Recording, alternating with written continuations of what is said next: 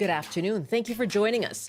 The world's G7 leaders are now meeting in Kananaskis, Alberta. This morning, Mark Carney and Donald Trump held their own bilateral talks, and they spoke to reporters. So what have they said so far? We'll get you caught up. And we're asking you, what are you watching for at the G7 summit? After 12:30, there is a lot of social media hype around prescription weight loss drugs like Ozempic. But what do you need to know about their benefits and their risks? Dr. Akshay Jain will take your questions. I'm Michelle Elliott. Welcome to BC Today.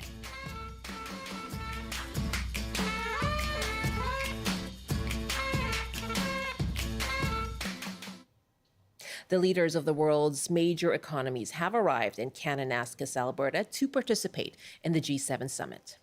Prime Minister Mark Carney welcomed the leaders today for a series of high-level meetings on some of the world's most pressing global issues. G7 member nations include France, Germany, Japan, and the United States. And that ongoing trade war with the U.S. is near the top of each of the leaders' agendas.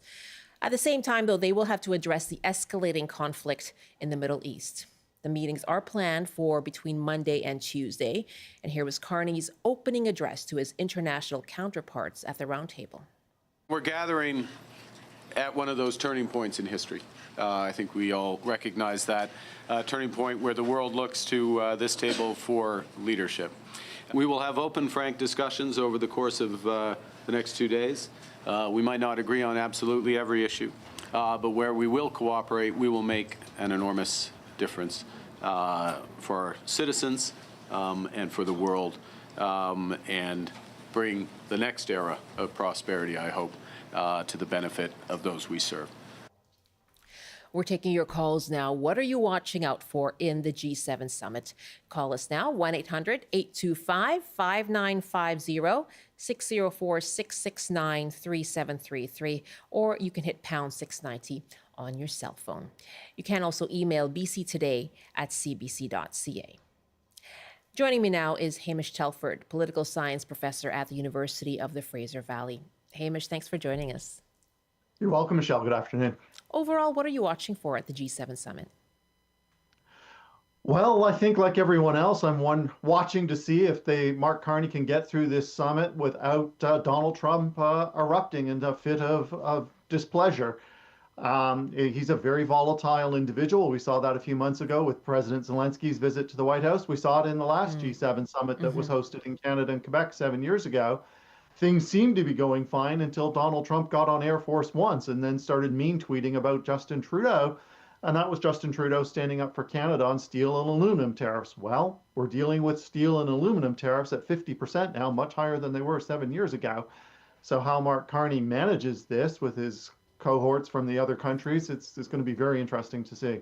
And to that end, rather than a more detailed sort of signed agreement at the end of this meeting, there's now going to be a very short, focused, general statements or shorter statements that leaders will be agreeing to. What does that signal? Well, it signals just the difficulty of having this summit. These communiques are really the most vague and generalized sorts of things at the best of times, and the fact that we can't even get to that kind of statement with Donald Trump at this summit suggests just how difficult it is. So they're looking for small wins here. Can they get out of this without any serious arguments? Can they agree to a couple of little points on this or that? Let's at least condemn a few wars. That should be easy enough, but maybe not. We'll see. You mentioned the steel and aluminum tariffs that are, again, a part of the trade war between the United States and Canada. This morning, Mark Carney and Donald Trump did have their first bilateral meeting, and this is, of course, a top issue for Carney. And here's what they each had to say about the tariffs and the trade. What is holding up a deal with Canada from your perspective? It's not so much holding up. I think we have different concepts. I have a tariff concept, and Mark has a different concept, which is something that some people like. But we're going to see if we can get to the bottom of it today. I'm a tariff person. I've always been a tariff. It's simple, it's easy, it's precise, and it just goes very quickly. And I think Mark has a more complex idea, but also very good.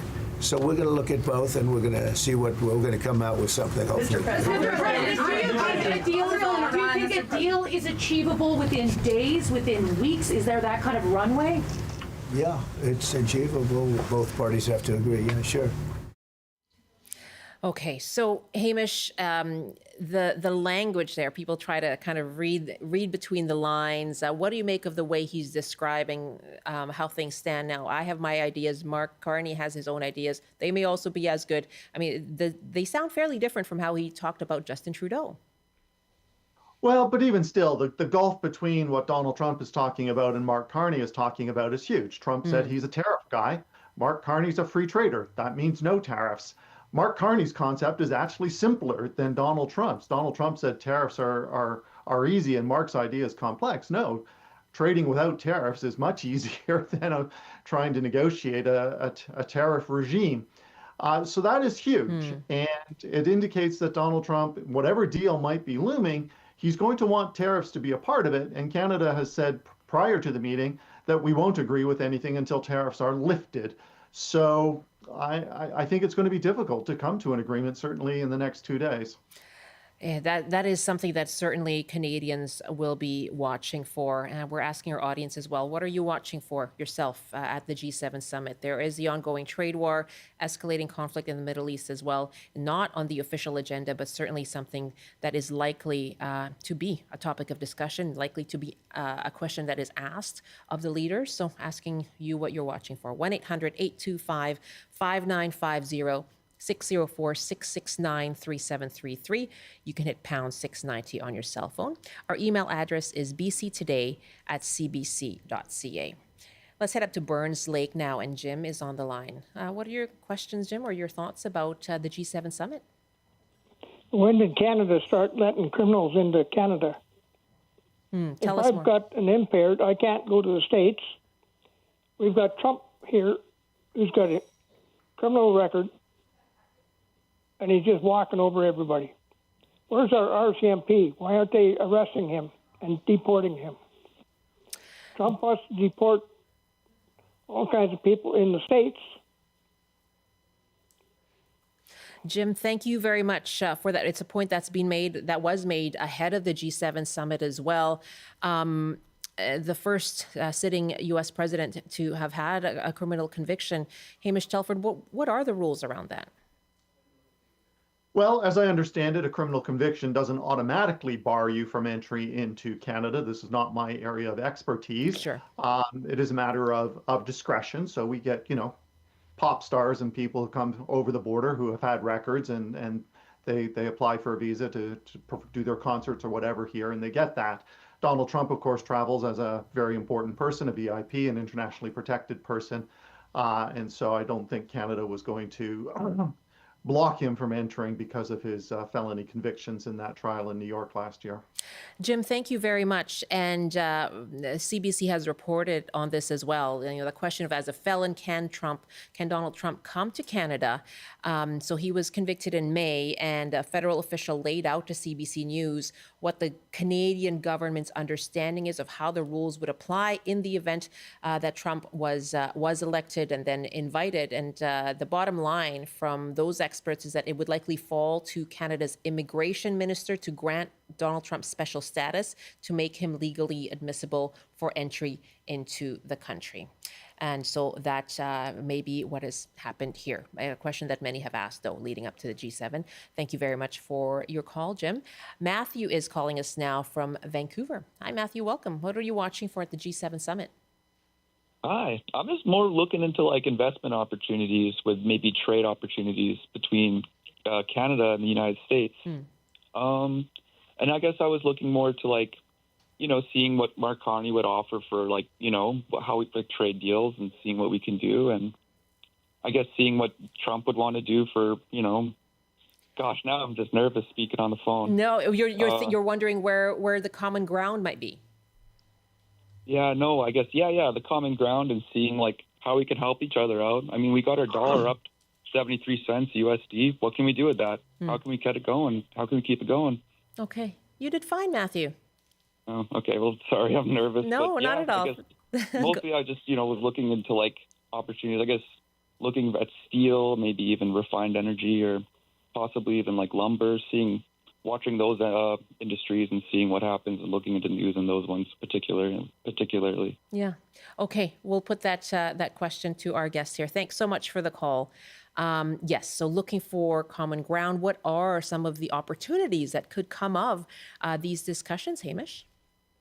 Yeah, we were talking at the beginning how far apart Mark Carney Yeah. and Donald Trump are on the tariff issue. Canada wants tariffs lifted completely. Donald Trump says he's a tariff guy. So what can we give him? What concession can we give him so that he will lift these tariffs? I rather suspect that it might fall on the security side on things, the military side of things. Maybe missile defense is something that Mark Carney has said he's open to looking at, that Canada might participate in that. If we agree to participate in that and provide some financing for it, perhaps Donald Trump would consider lifting tariffs. I think we're like Mark Carney has talked about an economic and security package that he's negotiating. The big question, though, for all of this is, can we trust Donald Trump? He forced us to renegotiate NAFTA last time. It's his deal, which he now calls CUSMA or USMCA. Now he's disrespected it. He hasn't even respected the deal that he negotiated with us last time. So I think we have to go a long way to build trust here. We have another call, I believe, on the line. It's still coming in. Again, our number is 1-800-825-5950, 604-669-3733. And you can hit pound 690 as well on your cell phone. Our email is bctoday@cbc.ca. Hamish Telford is with me, political science instructor professor at the University of the Fraser Valley. And of course, news broke just on Friday, Hamish, more tensions, increasing tensions in the Middle East, bombings now heading days later, continuing between Israel and Iran after Israel fired that preemptive strike on Iran's nuclear infrastructure on Friday. How do you think this issue will be tackled by the leaders here at the summit? I think this is going to be hugely challenging. Of course, the G7 has no favor for Iran. We view Iran as a rogue regime. On the other hand, while we have been a longtime ally with Israel, we have our own reservations about how Israel is managing its war in Gaza at the moment. With the United States strongly backing Israel, whereas other countries are now beginning to start to criticize that. So that's going to be a very, very difficult thing to negotiate. We've already had the war with Ukraine and Russia going on. In that case, we strongly back Ukraine, at least most of the G7 does, but Donald Trump seems to lean more towards Russia. Both of these things, but this new escalation of hostilities in the Middle East, of course, has profound economic repercussions, particularly for the price of oil. And when we're dealing with global tariffs pushing prices up, if oil prices go up as a result of this conflict, we could be into a bigger economic mess than we were just a few days ago. Is this a place where there can be some kind of definitive statement? We've heard already calls for de-escalation, but is this the table where something more definitive would actually come out? I think that's going to be a difficult thing to achieve. So I think what we're likely to see is sort of very vague and broad kind of statements like you just suggested of a de-escalation. Evidently, the United States has already vetoed Israel's idea of killing Iran's supreme leader, the Ayatollah. If that had happened, I think would be into a much bigger conflict than what we're witnessing. And one other issue that's come up as well is the invitation to the Indian Prime Minister Narendra Modi. He's expected to arrive later today in Kananaskis. There's been opposition from the Sikh community to the invitation to Prime Minister Modi. Will that be a topic of conversation, do you think, between Prime Minister Carney and Modi? The question of the foreign interference, for example. I hope that is something discussed privately between our Prime Minister and Prime Minister Modi. I don't think it's going to be addressed publicly, but it definitely has to be addressed, in my view, privately. We've had very little cooperation from the Indian side on these investigations, And perhaps if Mark Carney can get some kind of concession from Narendra Modi to work with us on this, that would be a significant advance for Canada. You know, we're in a tough situation right now, given the tariffs that we're facing from the United States. We're in desperate need of new friends, and China would be an obvious place to do trade with, but we've had issues with China with the two Michaels over the last few years. India would be a second place that we would want to perhaps enhance our economic relationship with, but now, as you've mentioned, the foreign interference on India's part in Canada makes that challenging as well. So it's, you know, hence Mark Carney's really reaching out to Europe, particularly Britain and France, both on the security and the economic side. And of course, that meeting earlier on yesterday with the UK Prime Minister Keir Starmer. That's right, and trying to push ahead a bilateral free trade agreement between Canada and the UK. Now that the UK is out of Brexit, they're desperately looking, or out of the EU, they're desperately looking for new trade partners, and also trying to get Britain admitted into the broader Pan-Pacific trade agreement as well. So we now both countries now have a serious interest in trying to push this forward, and hopefully that can proceed with all due haste. Let's take another call now. I'm joined by Hamish Telford, a political scientist at UFV. And as we watch the developments in Kananaskis today, as those G7 meetings get underway, we're asking you what you're watching for. Of course, this is taking place as the ongoing trade war is continuing. And of course, that is going to be a top priority for each of the leaders. At the same time, there is increasing tension in the Middle East. And so that has been a question that's already been put to the leaders there. Let's take some calls here. 1-800-825-5950, 604-669-3733. You can hit pound 690 on your cell phone as well, or email bctoday@cbc.ca. Cindy is on the line now at Salmon Arm. Hi, Cindy, welcome. What are your thoughts on the G7 and what you're watching for? Oh, hi. Thank you very much for taking my call. I was just watching, this morning with all the media asking Trump, various questions, and I was very disappointed in him throwing Biden under the bus, so to speak. He mentioned that Biden allowed 21 million illegal immigrants through the border, which are all murderers, rapists, etc., into our country, which is very fabricated and propaganda on our soil. And, to start with, all I remember him saying initially was Canada has treated us very bad. And I thought, we were excellent neighbors to the U.S., and now he's kind of hovering and threatening with all these tariffs. It will be interesting to see if he, makes a date, an actual deal, because he's always saying there's going to be a deal.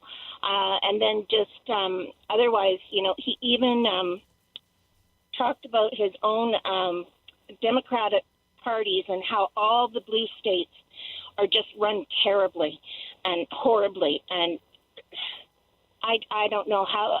And the guy says he wants peace on day one in Ukraine. He's going to make, there's so many talking points.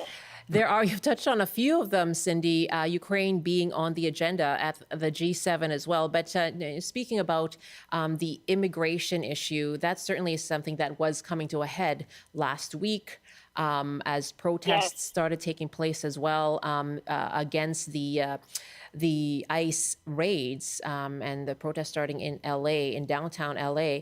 Let me just get some thoughts from Hamish on that. Cindy, thanks so much for your call.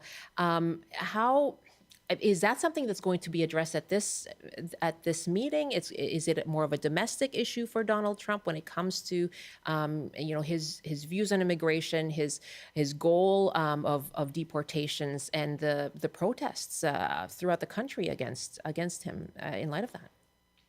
Well, I really do think the G7 leaders should be talking about global migration generally. This is a huge issue, not just for the United States, but for Canada, for our European partners as well. And we cannot treat this at the back end, right? What Donald Trump is trying to do, what many other countries are trying to do, is sort of treated after the immigrants or migrants have arrived, rather than going down and trying to stop the migrants from coming in the first place. Migrants are fleeing persecution, economic turmoil, political turmoil, and that's what needs to be addressed to stop global migration. That should be on the agenda here. I've not heard it raised as a possible agenda item because there have been so many other issues put forward for this meeting to be on the agenda that have equal, if not greater, urgency. What to you is the most urgent issue, whether it's on the official agenda or not? Well, I think there's the three things. The two now two wars. So the security issue in Europe, also now the war between Israel and Iran, I think have to rank highly. The other big issue now, of course, is the global economy and what Donald Trump has done to the global economy. And that's, I think, going to be the elephant in the room. Can they actually talk about that with Donald Trump there? And can they persuade him to try and ease off on tariffs, because it is globally disruptive to the global economy? Hamish, lots to watch for today. We're watching certainly as each of the leaders speaks to reporters as well.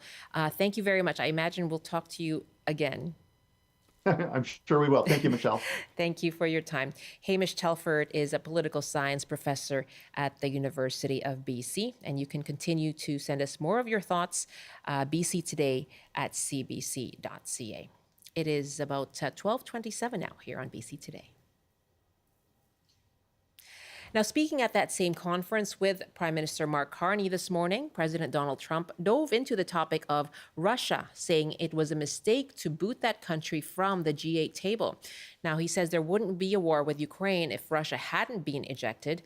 Mark Carney did not engage. Barack Obama and a person named Trudeau didn't want to have Russia in. And I would say that was a mistake, because I think you wouldn't have a war right now if you had Russia in.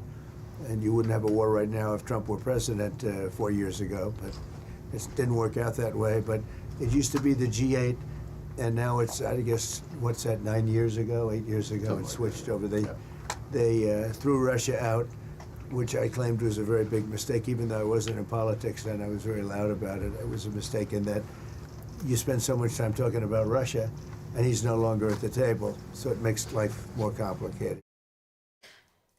That's U.S. President Donald Trump speaking to Russia this morning. We have an email from Claire on Quadra Island.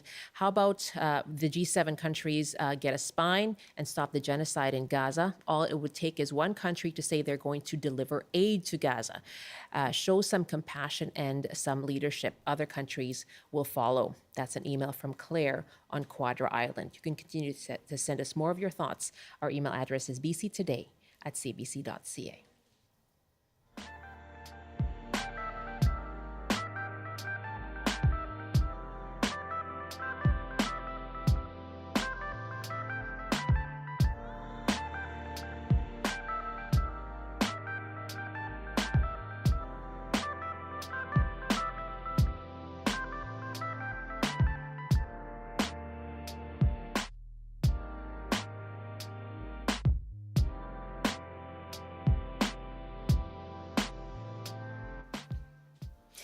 $12:29 now. This is BC Today here on CBC Radio 1, CBC Television, live streaming as well on cbc.ca/BC or on your CBC News app, live as well on YouTube. Just search for the CBC British Columbia page.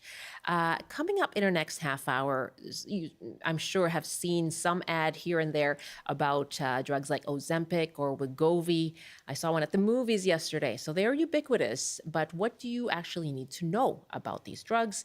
What's been your experience? What do you want to know about their risks, their benefits? We'll have an expert joining us to take your questions. And that's coming up after this CBC News update. Good afternoon. Police in West Vancouver say a 29-year-old man is presumed to have drowned after going missing while swimming across a lake in Cypress Provincial Park. The man was reported missing last night at around 6:30. Investigators say he was from Burnaby and was swimming across Cabin Lake with his fiancée when he began to struggle. Mounties say crews have not been able to find a person who went missing after a vehicle crashed into the Squamish River this weekend. They say emergency crews responded at around 2:30 in the morning yesterday after the car carrying 4 people drove off the road. Police say the river is very deep and fast flowing due to spring runoff, making conditions hazardous and rescue efforts difficult. And one person is dead and another is in hospital after a vehicle struck 2 pedestrians west of Prince George. RCMP say the crash happened on the west side of Vanderhoof yesterday afternoon. An adult male was pronounced dead at the scene, while another person suffered severe injuries. And now the forecast on the north coast. Showers tapering off this afternoon, then cloudy with a high of 13. Highs reaching 22 with a few showers and a risk of thunderstorms in the Peace. In the central interior, including Prince George, mainly cloudy with a high of 21. Highs in the mid-20s with some sunshine this afternoon. There's also a chance of thunderstorms in the Kootenays.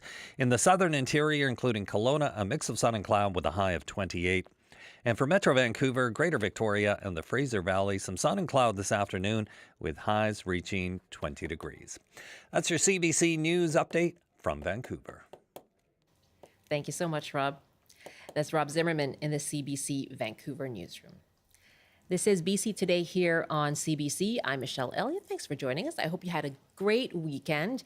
I had the honor of co-hosting and emceeing at the Pinoy Fest, Filipino festival on Saturday at Swangard Stadium in Burnaby. And so glad it was a celebration. The theme was We Rise, and it was all the community showing support for each other as they live with the grief and the fallout from the tragedy at the Lapu-Lapu Day Festival. So it was wonderful to see people coming to support and coming to celebrate as well. And of course, Father's Day yesterday, we talked to Ivan Decker, the comedian, about modern fatherhood on Friday on the show. A lot of emails. Andrew writes from Half Moon Bay, I found out I was going to be a father when I was 18 back in 1998. It turns out it was exactly what I needed at the time. I was a troubled kid on my own at 16, never made it past grade 9. The focus of becoming a dad that it gave me with the desire to do better than my parents were able to do changed my life course away from a very dark road. We're still together 27 years later, and we are so proud of our daughter and the life she's creating out on her own now. We feel so lucky to be where we are. I owe all the success I've had in life to my kid, my partner, and the little family we've made. That is just lovely. Thank you so much for sharing that. Michael writes as well on the question of what's the best way to talk to your child when they accomplish something. Well, what one may choose to say that's useful is to ask, how do you feel about that thing that you just did? That allows a parent to know what's going on and encourages the child to express true feelings. Thanks, Michael and Andrew.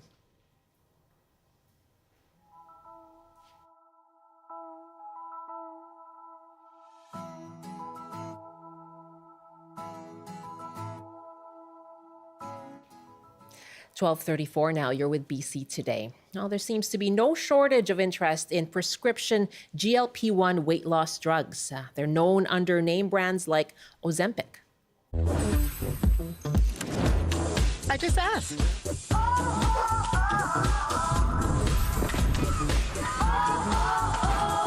I asked.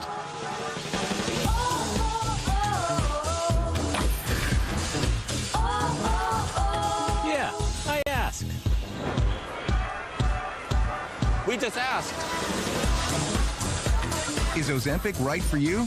Just ask your doctor or visit ozempic.ca. That is an ad by Ozempic. It was approved by Health Canada in 2018 as a treatment for type 2 diabetes. And its weight loss benefits began to spread, along with its popularity, fueled by celebrities and influencers. And other brand names include Wegovy, Mounjaro. Now, these brands have flooded ads and social media, but how much of it is true? What do you want to know about GLP-1 drugs like Ozempic and Wegovy? And tell us as well what your experience has been. Our numbers are 1-800-825-5950, 604-669-3733, or you can just hit pound 690 on your phone. Our email as well is bctoday@cbc.ca. Dr. Akshay Jain is a clinical and research endocrinologist and diabetes advocate. Thank you so much for joining us. Good to have you, Dr. Jain. Thank you so much for having me, Michelle. This really is up your expertise here in terms of diabetes and obesity medicine as well. How much more interest are you seeing in these types of prescription weight loss drugs? A lot of it. There is this very reassuring time in medicine at this point of time where we are now seeing that the stigma associated with obesity management has dwindled quite a bit because we finally have some effective medications for the management of this disease. Back even after a few years ago, there was a lot of blaming and shaming going on. People living with obesity were taught to feel, both by their healthcare professionals as well as those around them, that the choice was theirs, right? This was all related to them being lazy or not having enough willpower. Whereas now we understand that obesity is a disease, one that merits treatment, and we've got effective treatment options. So you did mention a few names, and they're all in the GLP or GLP-GIP class of medications. Along the same lines, these medications have also been effective management strategies for addressing diabetes. We know that the rates of diabetes, unfortunately, are going up through the roof here in Canada.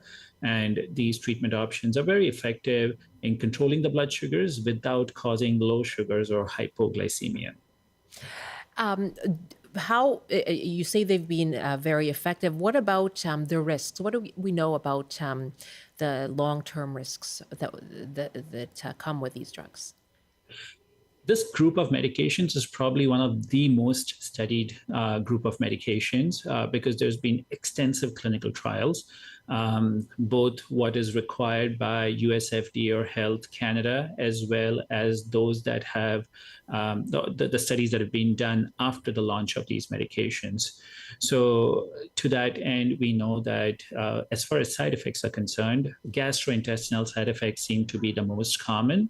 So, and this differs from person to person, but nausea is generally the commonest side effect, seen in about 30% of individuals. The good news being, though, that this is generally mild in intensity and transient in nature. So for most people, if they are able to stick out with this medication, then chances are that they will be able to overcome these side effects. Other gastrointestinal side effects include diarrhea or constipation. So these are generally the most common side effects. And a good side effect is, of course, the weight loss, which is what led to these medications then being studied in obesity and getting that label indication. And there was some research out of the University of Toronto that finds a link between these drugs and vision loss. That's right. So there's been quite a few research studies that have been done with some conflicting results. So when we look at visual changes that happen on this class of medications, we see that potentially there could be an increased risk of a very, very rare condition. It's called NAION, which is a form of neuropathy. The nerves in the back of the eye can get affected. The risk can go up with this group of medications, with semaglutide in particular, is what the studies have shown. But having said that, the risk still remains extremely low as far as numbers are concerned. So to give you actual numbers here, the typical rate of this condition is 1 in 10,000 individuals seem to have this condition.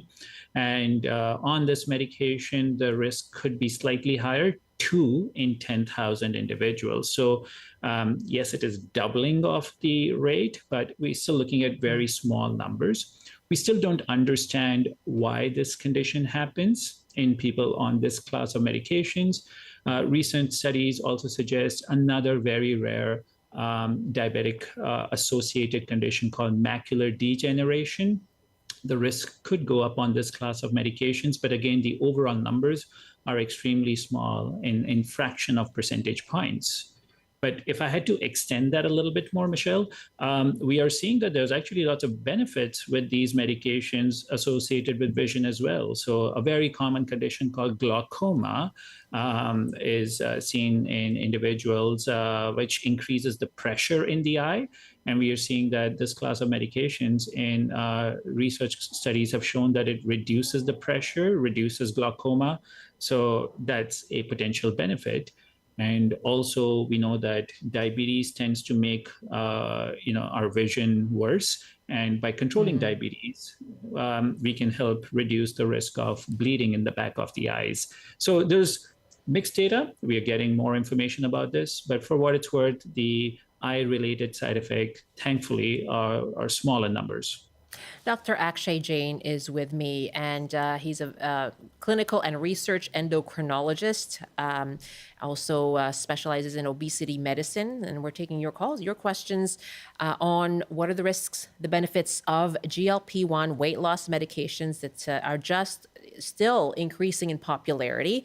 Let us know as well what your experience has been if you have used them. 1-800-825-5950, 604-669-3733, or just hit pound 690 on your cell phone. You can also email us bctoday@cbc.ca. And Jessica writes, I started Ozempic last year and have lost 50 pounds. I wish I'd been told that rapid weight loss increases your risk of developing gallstones. Other risk factors are being a woman and being over 40, all of which apply to me. Last week, I found out after several painful bouts that I have a small gallstone, and I wish someone would have told me about that risk. Additionally, I think that people who are put on a GLP-1 should have the support of a registered dietitian. I have a background in nutrition and health, so was able to manage. However, I've had people share stories with me about becoming malnourished. I think that GLP-1s are wonderful, but patients need more support with potential side effects and nutrition. I think patients should be recommended nutritional replacement options like Boost when they start the drugs. Jessica, thank you very much. Some really interesting points there. So one on nutrition, what kind of nutrition do you need, and that support of perhaps of a registered dietitian. I'll get you to touch on that, Dr. Jain. Yeah, I couldn't agree more with Jessica. It's a really important observation. The thing is, with this group of medications, it reduces hunger, it reduces appetite, and that's one of the reasons why weight loss occurs. But having said that, when our appetite goes down, our protein intake can also go down significantly. And that's why some studies suggest that many individuals can develop some degree of muscle loss as part of the overall weight loss that people are experiencing. So it's very crucial that if someone is on this group of medications, we pay close attention to what their protein intake is, and also encourage physical activity, because the more we activate those muscles, the less chance of muscle loss. So I completely agree with that observation. That's really interesting. And Jessica also writes about, it sounds like with the weight loss comes the risk of gallstones. Can you tell us more about that? Yes. So this is a known phenomenon, and this occurs with any kind of weight loss. Say, for instance, if somebody were to undergo bariatric surgery or weight reduction surgery, that can also precipitate gallstone or gallbladder-related issues, as can sometimes crash diets, which exacerbate the risk of these conditions. The thing is, our understanding of what an individual's overall response to these medications is still quite limited. We don't know who's going to be what we call a super responder, like someone like Jessica who's lost tons of weight, someone who's an average responder, where studies suggest that these medications help people lose about 15 to 20% of their body weight, depending on other medical conditions. And then others that are less than average responders. We really don't know. So right now, we just evaluate medically if that person's a good candidate for using the medication, and then monitor closely. So if someone is losing weight very rapidly, it might be a good idea to scale down the dose a bit, and then see if we can potentially, reduce that rapidity of weight loss that's happening. Okay, Jessica, thanks so much for sharing that. Really, really good points. Elaine is calling us from the Okanagan. Hi, Elaine. Hi. Yes. I started taking Ozempic about 8 months ago, and I've always been really healthy. I eat well. I exercise. I've always had a weight problem, and I was so tired of not. I was just looking for an alternative because nothing I did seemed to work for any time as far as weight loss goes. I've taken Ozempic. I'm now at a point where it's not working for me anymore. I've really plateaued, and it's hard to maintain what you've got. Yeah. So. Elaine, I'm going to jump in just because your line is cutting out, but I think we got a really good sense of what you're asking there, which is it sounds like you've plateaued. It started working for you, and it was a good alternative to what hadn't been working, but now it seems to have stopped working for you. So what's next? Elaine, thank you very much. Okay, we'll get Dr. Jain to address that. Is that something that can happen? Is there sort of kind of this plateau? Absolutely. It's a very common phenomenon.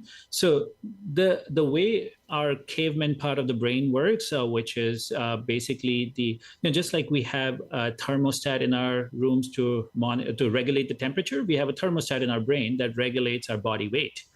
And from an evolutionary perspective, we are always inclined towards self-preservation, right? We want to do anything that we can to maintain our overall day-to-day living activity. So when we start having significant weight loss, that's when sooner or later the body will apply brakes. That's part of self-preservation. That's the way the thermostat in the brain works. It will press on the brakes and will limit the degree of weight loss. Right. It depends from person to person when those brakes are applied. But the key thing to note at this point of time is seeing whether there is weight regain or not. So, Michelle, all of us have been in that position where we have tried to lose weight, and losing is not the difficult part, but keeping it off is difficult because it's kind of like stretching a rubber band, right? When you stretch it, the more you stretch, the more it wants to snap back. And what many of these medications do is that when the plateau does occur, which is again part of just normal physiology, these medications will prevent the cravings in our body and our brain to go up, and it will prevent the weight regain. So lack of additional weight loss doesn't mean failure of medications. Failure would be if there is weight regain. Okay, so watch for that then as kind of a next step for you, Elaine. Great question. I learned a lot in that answer. Thank you very much, Elaine, for your call. Kale is up next now in Penticton with a question about GLP-1s. Again, our numbers, if you want to know what are the risks, the benefits of GLP-1 weight loss medications, if you have experience with it, you can call us now. We do have an expert with us, Dr. Akshay Jain, an endocrinologist, clinical and research endocrinologist, Canada's first physician to be triple board certified by the American Boards of Endocrinology, Internal Medicine, and Obesity Medicine. So the right person to be asking these questions to. 1-800-825-5950, 604-669-3733. Hi, Kale. Thanks so much for calling in. Hi, thanks for taking my call. Yeah, what's your question? So I've heard more and more recently that feelings of hunger may be impacted by the gut microbiome.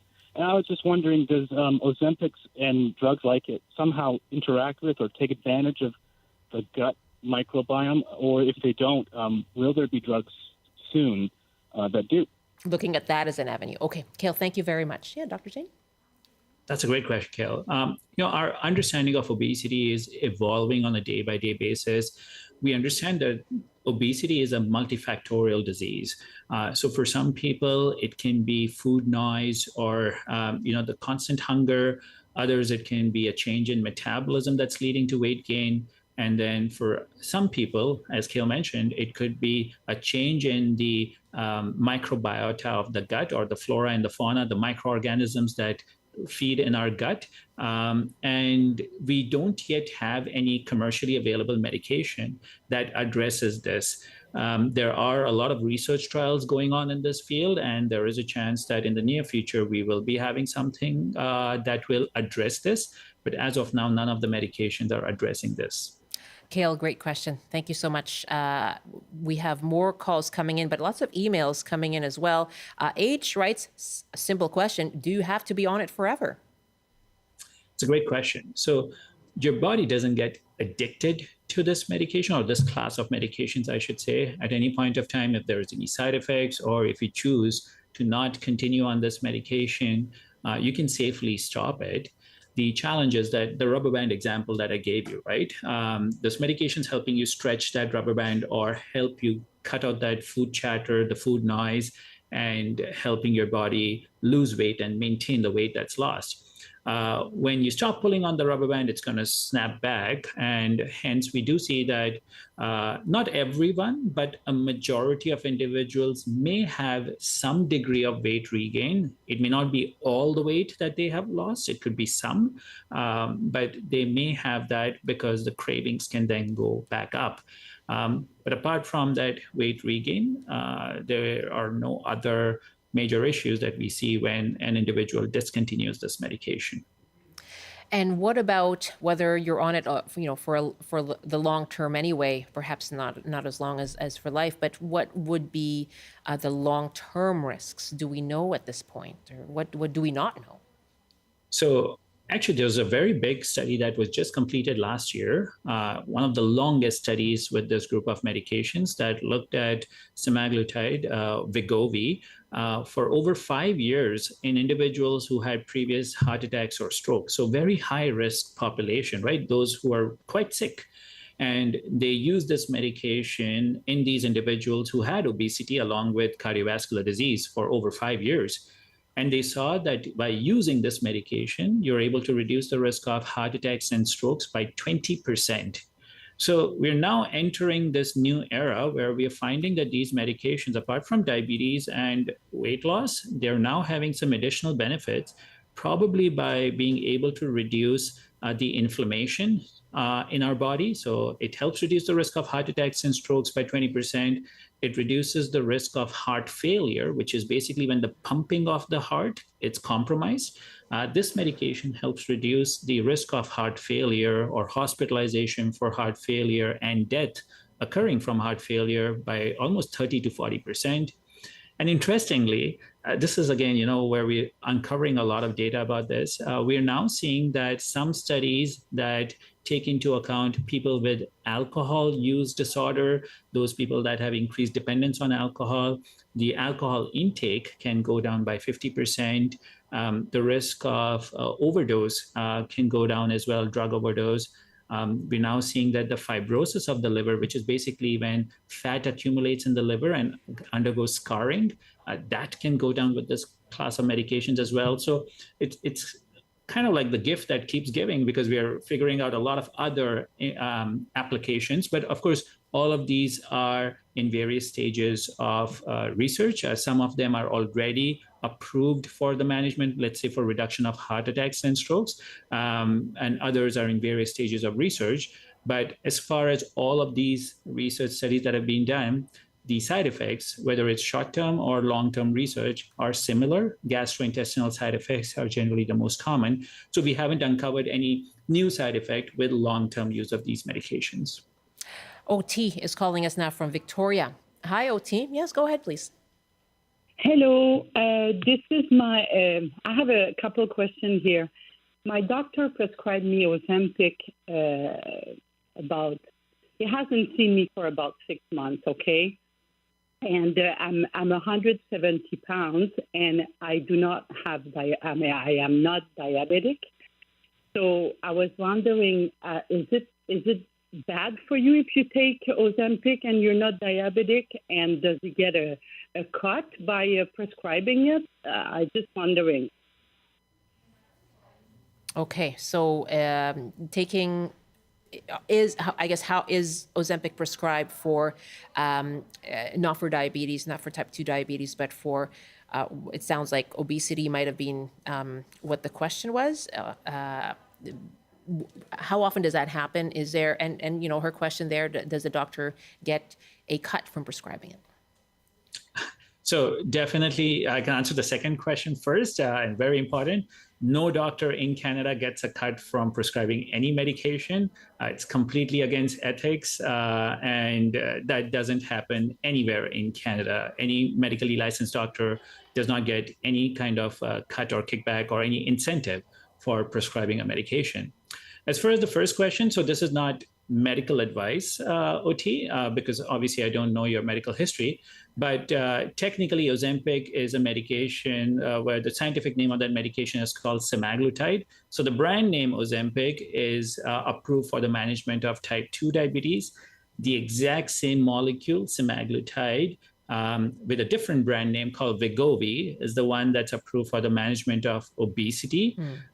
So because the medication is exactly the same, but it's two different indications, the name of the medication is different, and it has been used off-label.